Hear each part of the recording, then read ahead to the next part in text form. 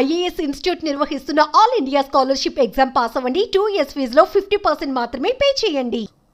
ఇక సర్వేల మీద ఆ రోజు కేసీఆర్ గారు చేసిన సమగ్ర సర్వే మీద ఏం మాట్లాడిండు, ఇప్పుడు ఆయన ఏం సర్వే చేస్తుండు ఒకసారి అది కూడా చూద్దాం. ఆయన అడ్డమైన మన ఇంటికి పంపించి మన ఆస్తులు, మన ఖాతాలు, మన పిల్లలు, మన వివరాలన్నీ అడ్డమైన చేతిలో పెట్టమంటాడా? ఎవడన్నా బుద్ధుండేటోడు చేసే పనేనా?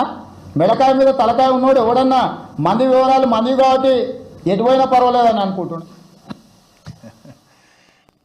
ఆ రోజేమో పచ్చ పార్టీలు ఉండయిన పచ్చ పార్టీలో ఉన్నప్పుడు మేము సమగ్ర సర్వే చేపడితే ఏ రకంగా మాట్లాడిండో చూసిండ్రు.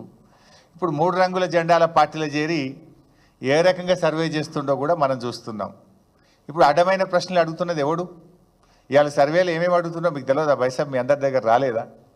నీ ఆస్తి ఎంత, నీకు మోటార్ సైకిల్ ఉందా, నీకు టీవీ ఉందా, నీ గ్రైండర్ ఉందా, నీ కారు ఉందా, నీ ట్రాక్టర్ ఉందా, నీకు భూమి ఉందా, నీ కొడుకు ఏం చేస్తుండని అడ్డమైన ప్రశ్నలు వేస్తున్నాడు ఎవడు? ఇప్పుడు మెడ మీద తలకాయ లేనోడు ఎవడు?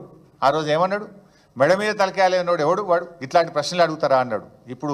ఇప్పుడు చెప్పాలి రేవంత్ రెడ్డి గారు, అడ్డమైన ప్రశ్నలు ఇస్తున్నోడు ఎవడు, మెడ మీద తలకాయ లేనోడు ఎవడో ఇవాళ ఆయన చెప్పాలి, ఆయనే సమాధానం చెప్పాలి.